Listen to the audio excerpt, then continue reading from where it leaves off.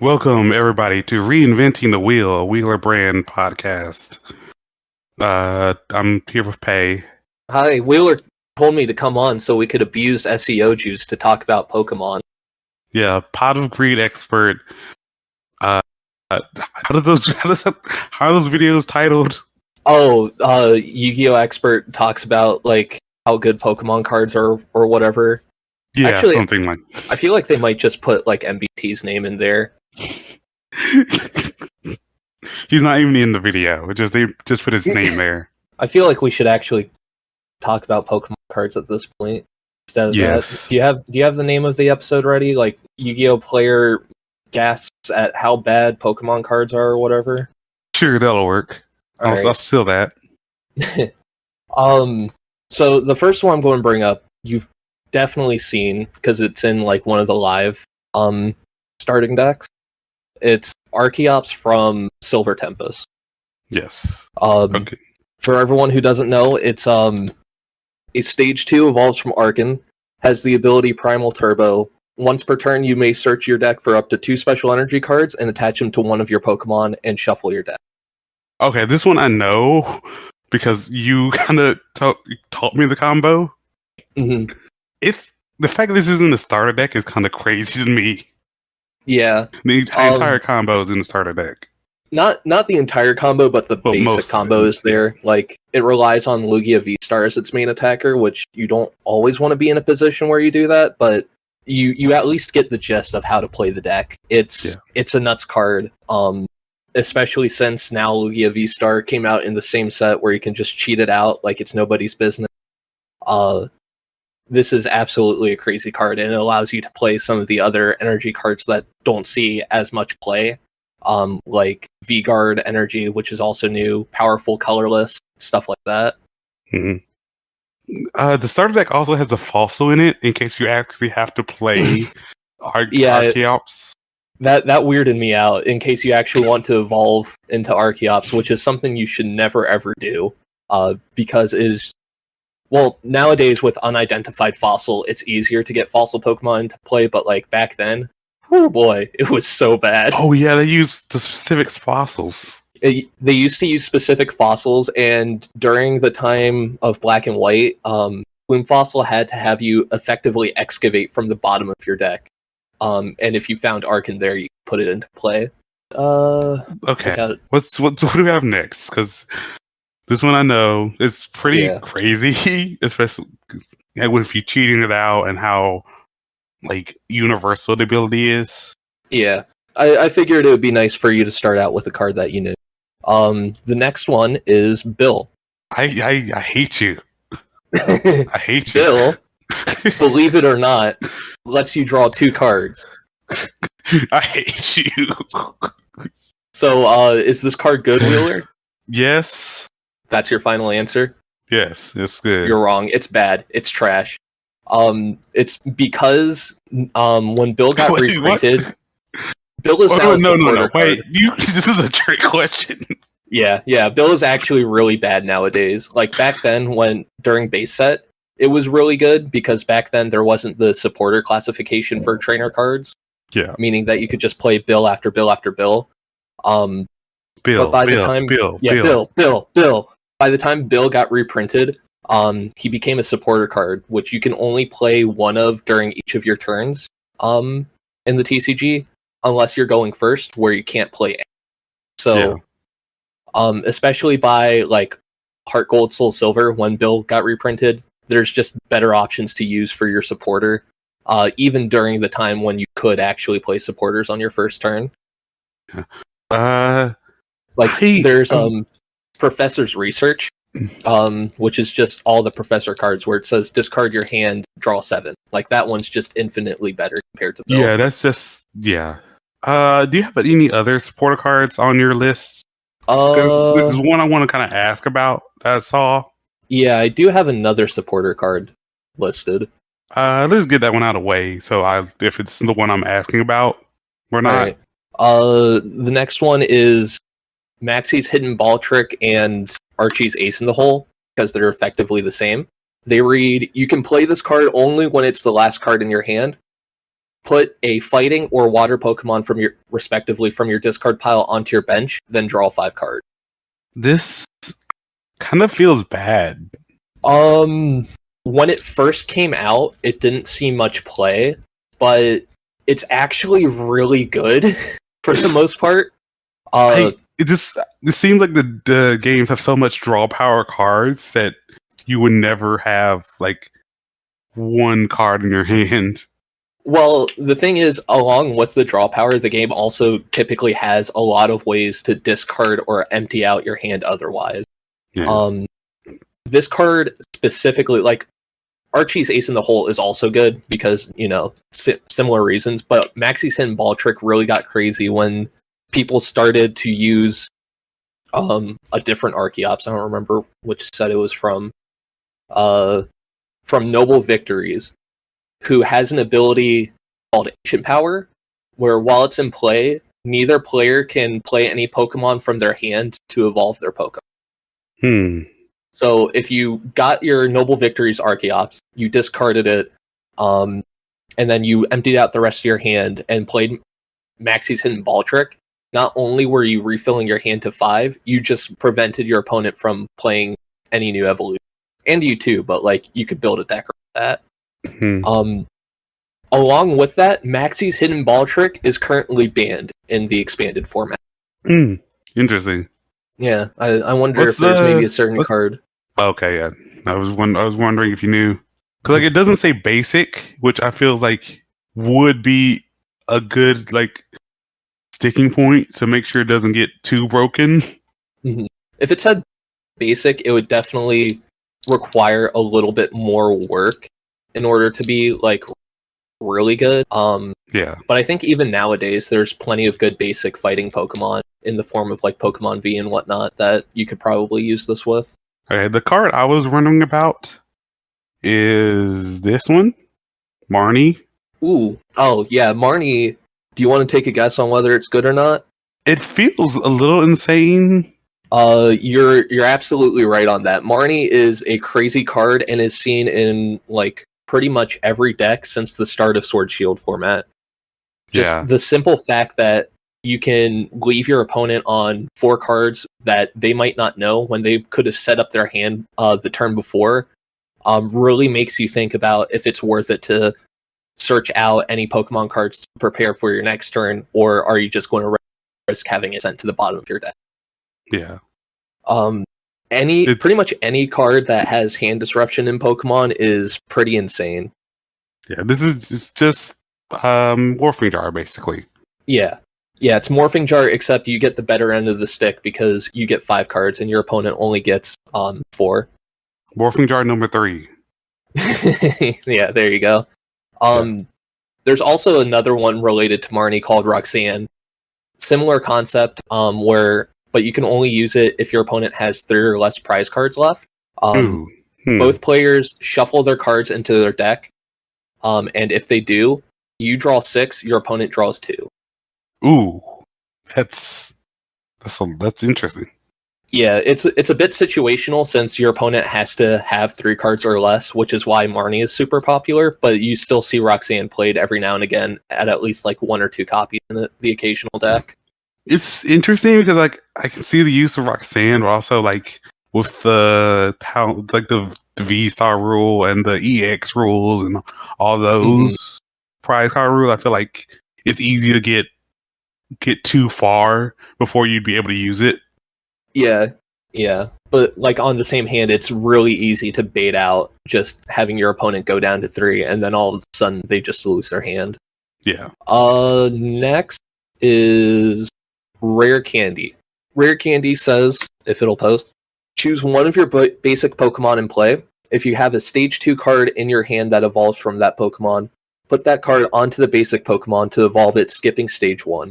You can't use this card during your first turn or on a basic Pokemon that was put into play this. The thing is about this is that I don't think Stage 2 Pokemon are used that much. Mm-hmm. So I can't see this being blow away, but situational maybe. It's it's a really format dependent card. Right now it's not good since the format is dominated by V-Stars and Maxes. Which just means, Pokemon that can be played from your hand and they're basically already fully evolved. But in past formats, like even during Sun and Moon, where you had to actually evolve your Pokemon and like build up your board, Rare Candy is super good. And it could even potentially be seen play coming up with the Scarlet and Violet sets, since they're bringing back lowercase EX, which require you to actually evolve your Pokemon. So Rare Candy is good in the formats where you actually have to evolve your Pokemon, but is bad in formats where you do not. Yeah, that pretty basically tracks. Yeah, it's just like real life. Sometimes you're good and sometimes you're bad. I guess I'll bring up next Ho-Oh V from Silver Tempest. Ho-Oh V has an ability called Reviving Flame. Once during your turn, if this Pokemon is in your discard pile, you may put it onto your bench. If you do, attach up to 4 basic energy cards from your discard pile to this Pokemon. If you use this ability, your turn. And it has the Rainbow Burn attack for 4 colorless. It deals 100 damage plus 30 more for each different type of basic energy attached to it. This seems good. It's not really. Like, you can definitely build a deck around it. Like, there's definitely a way you can utilize it, but the fact that Reviving Flame ends your turn when you use it is really bad, because it means you're not getting an attack, and you kind of have to hope that all of the other items, abilities, the supporter you use is enough to keep up your advantage. The thing is, I kind of see by this that it is more of a what's the word I'm looking for? You you sacrifice a turn, sacrifice Pokemon that you don't really need, and then you get this set up. I mean, you could do that. Currently, I think the best thing I've seen somebody pull off with Ho-Oh V is use Thornton, which allows you to basically swap out your basic Pokemon for a different, or your Pokemon in general for a different, like, stage 1, I think, if I remember correctly, in your discard pile. Which doesn't treat it as a knockout. So you can effectively have, choose a basic Pokemon in your discard pile and switch it with your basic Pokemon in play. So you can really use it to instantly stack up, theoretically. Just instantly set up any of your Pokemon Vs or whatever, but the fact that it requires 2 turns to set up when you could have used those 2 turns to set up normally is a bit iffy. Yeah. So, the current Pokemon format feels very. I don't want to say Yu-Gi-Oh! Like, what Yu-Gi-Oh! Format could I compare it to? It's okay. You can compare it to Yu-Gi-Oh! Right now. It's super fast paced at the moment. Yeah, that's what I was thinking. Like, I'm talking about what like the fastest Yu-Gi-Oh! Format I can think of. Like, Toss. Yeah, maybe Toss. Toss was pretty fast. Dragon Ruler maybe / Spellbook. Well, maybe not. Yeah, that seemed fast, but it wasn't that fast actually. I guess time just really made it look a lot slower than what we thought. Yeah. But yeah, you're absolutely right in saying Pokemon is currently like super fast. It's kind of just been ramping up in speed since the end of the Sun and Moon sets. And hopefully what a lot of Pokemon players want in Scarlet and Violet is to bring the speed back down, so that it's more like during EX format or before the end of Sun and Moon. Yeah, formats. Woo. By the way, if you want to play a retro format in Pokemon, don't. What do they look like? It's not what they look like, because they're kind of interesting to watch. It's just the price point, because it's so damn expensive. It is way more expensive than like a Yu-Gi-Oh! Meta deck on average. You have to pay like $200 a piece if you want to play a Lugia EX for just the Lugias. Yeah, I can imagine those being problems. It is kind of funny, in my opinion, how Yu-Gi-Oh's retro formats are decently like cheap and accessible for the most part, but it's the meta that you kind of have to pay in more. But for Pokemon, it seems to be like the complete opposite. Yeah, like Yu-Gi-Oh cards have nostalgia, but it's not really nostalgia. It's only for like 4 cards anyway. Yeah. Well, Pokemon is like for all the Pokemon. It's all nostalgia. It's all looking for the coolest art. Yeah. You need more cards. Yeah, I've got quite a few. The next one is Greninja Star. Maybe I should be talking about their types. Greninja Star is a dark Pokemon who has the Poké power Shadow Knife. When you play this Pokemon from your hand onto your bench during your turn, you may put 1 damage counter on one of your opponent's Pokemon. And it has Mist Slash for 1 darkness and 2 colorless energy. Deals 100, and it is not affected by weakness or resistance or by any effects that are on your opponent's active Pokemon. This feels like in whatever format it's came out in, it feels like it's crazy. Mm-hmm. Like the star restriction is understandable. Oh yeah, I forgot to mention it also has the star Pokemon rule. You can't have more than 1 Pokemon star in your deck. Like this feels crazy. Well, this is a fake card. What do you? So every now and again, Pokemon will release cards that you can't use like in official tournaments. I see now. Yeah, like Shadow Lugia promo. That does like 1,000 damage for 4 psychic. This is in a similar vein where during celebrations, they wanted to try their hand at creating a new retro style card. This wouldn't be too bad in the format, though. Yeah, no. If it was in like, if it was allowed to be played in like the format where Pokemon Stars existed, it actually, I don't think it would be bad. Yeah, you gotta go because more. Its Poké power is kind of nice. Yeah, you gotta go more stupid with your fake cards, like giving 1,000,000 power to something or something. Shadow Lugia 300 HP. Shadow Storm for 4 psychic does 1,000 damage. Yeah, exactly. I literally have this card in my hand right now. It's so funny. They should let people use giant cards in their decks. Right. What? I just looked it up. The card. What? Shadow Lugia? Yeah. Yeah. I didn't expect that price point. Yeah, neither did I when I was looking it up a couple months ago. I got it for my birthday when I was a child. Next card on our list is Tapu Lele. Nope, it is actually Battle VIP Pass. That's right. Battle VIP Pass is an item. You can use this card only during your first turn. Search your deck for up to 2 basic Pokemon and put them onto your bench. Then shuffle your deck. What does this remind me of? This reminded me of something, but I can't remember what. I don't know. There's something in my mind. Revolt, maybe? Yeah, maybe. But yeah, this seems a little insane.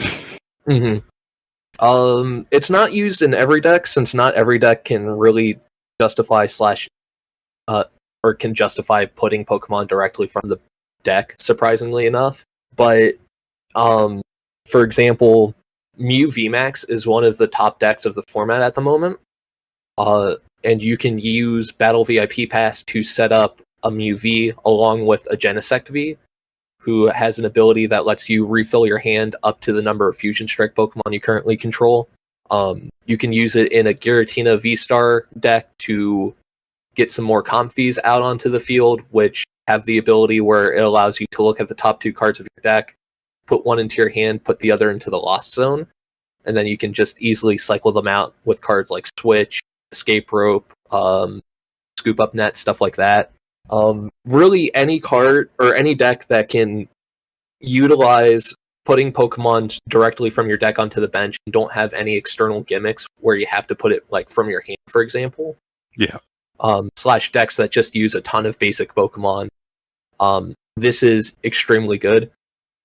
Even beyond just the first turn, because if you draw Battle VIP passes later, it's discard fodder, which isn't the best thing to have, but it's at least something that you can guarantee get out of your hand if you need to pitch it with like a quick ball or an ultra ball or something of the sort.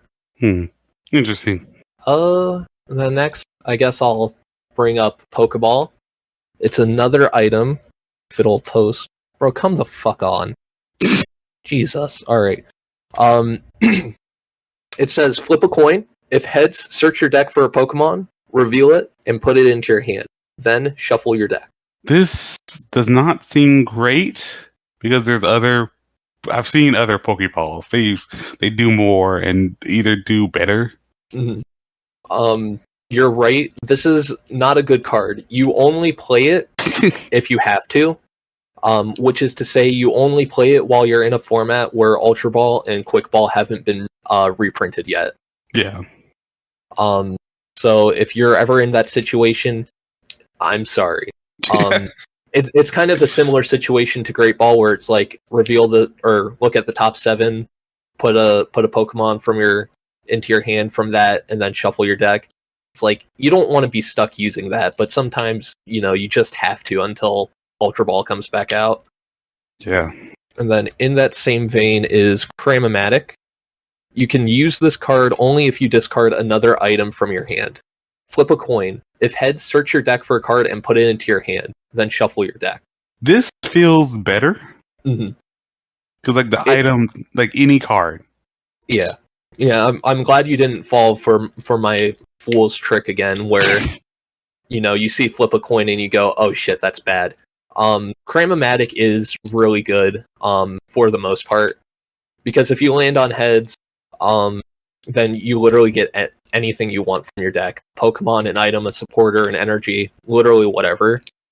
The only problem with it is that it's only really good in in decks where you want to empty out your hand constantly. So at the moment, that's really just like Mew VMAX. Since you want to empty your hand to use Genesect V's Fusion Strike system, so you can just draw through your deck more easily. But otherwise, it's a decently good card.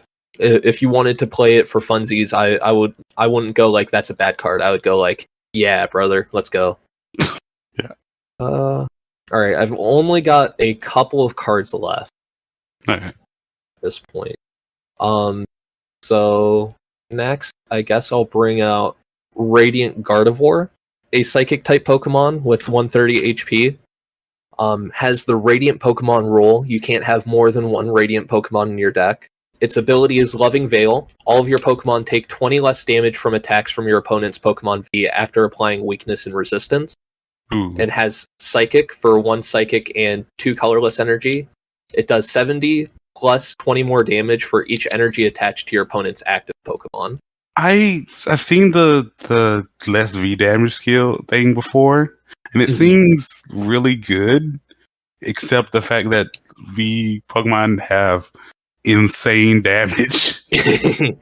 Yeah, it's a Pokemon that's worth considering, but unfortunately, there's like on average better Radiant Pokemon to play in your deck over Gardevoir.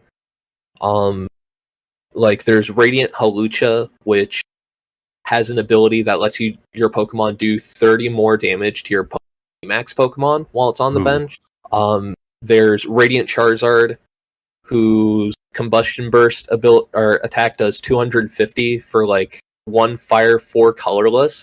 But its ability Excited Heart reduces the cost of that attack by 1 Colorless for every prize your opponent's taken. Ooh, that's a lot. Yeah, and then the most common Radiant Pokemon you'll see is Radiant Greninja, whose ability, Concealed Cards, lets you discard an energy to draw 2 cards. And then whose attack, I think it's like 2 water, something like that, lets you do 90 damage to 2 of your opponent's Pokemon. So Radiant Gardevoir isn't the worst Pokemon, so to speak, but there's like better options, which I feel kind of goes for a lot of the other Radiant Pokemon. Like it's either there's better options or this is a card you build a deck around. Yeah. Okay, what's up next? Next is Mawile VSTAR, a Psychic Pokemon that evolves from Mawile V. Its attack is Sudden Eater.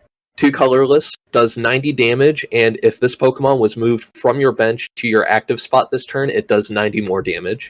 And its V-Star power is the ability Star Rondo. During your turn, if this Pokemon is on your bench, you can switch it out with your active Pokemon.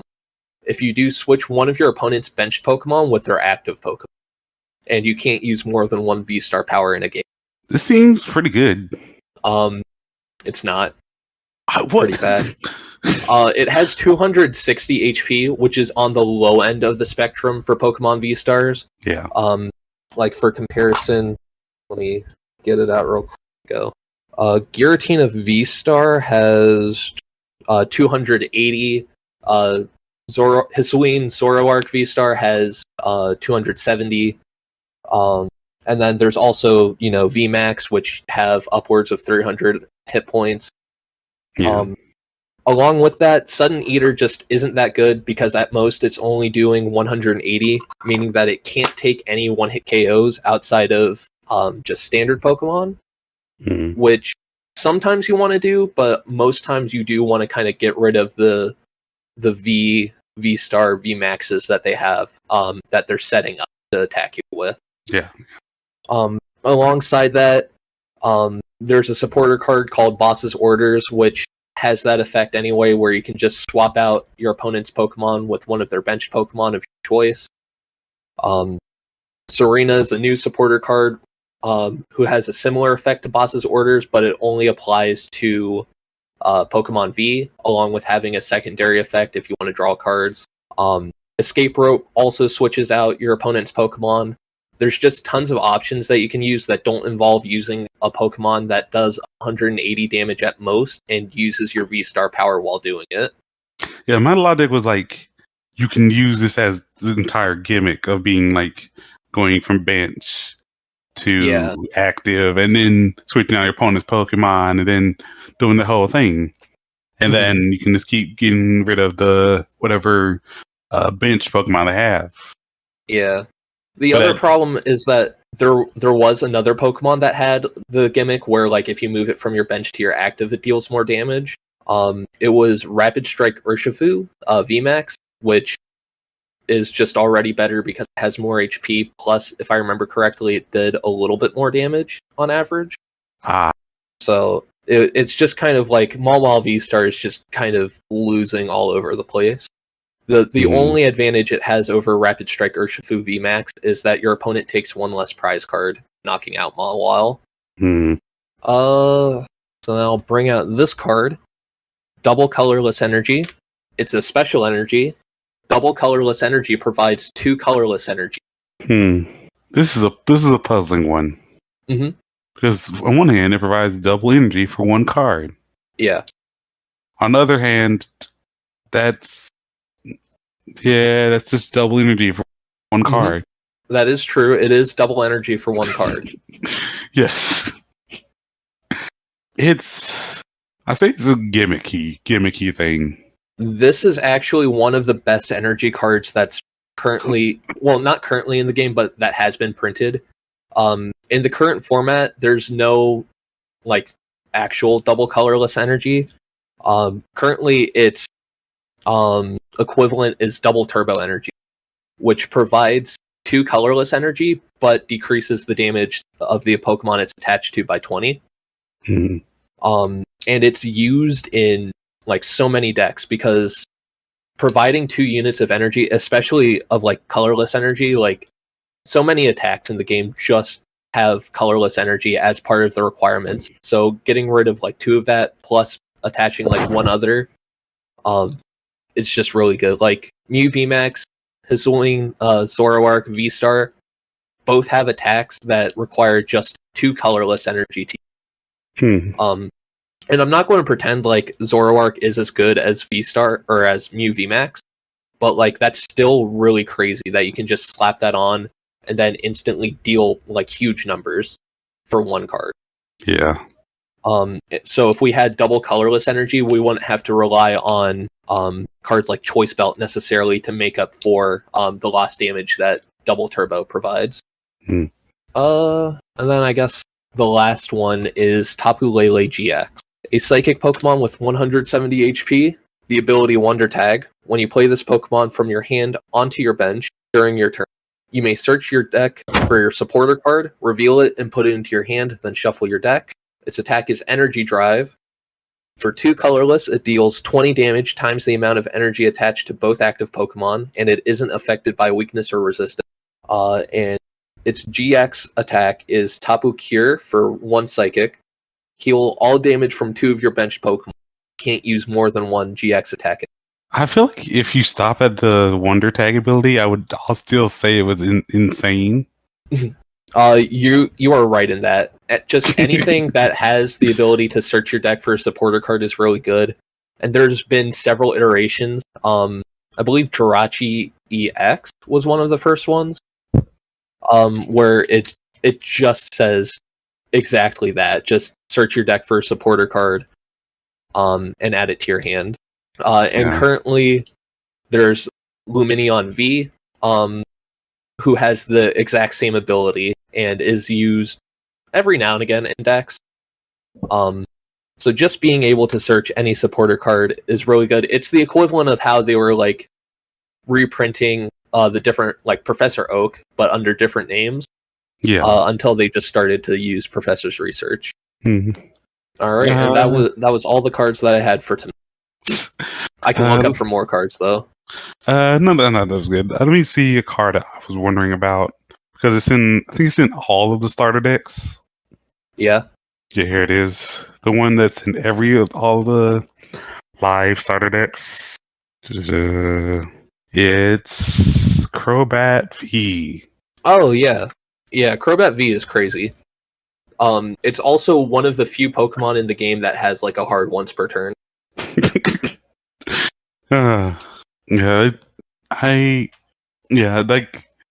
all the talk about draw power. This is draw power on board. Yeah, it's literally just put it down, refill your hand to up to 6. And don't touch it ever again. Yeah. Literally, you just put it on your board, and then you hope your opponent doesn't gust it up for a free 2 prizes. Or you can hope they do, because really, Crobat already did its job. Yeah.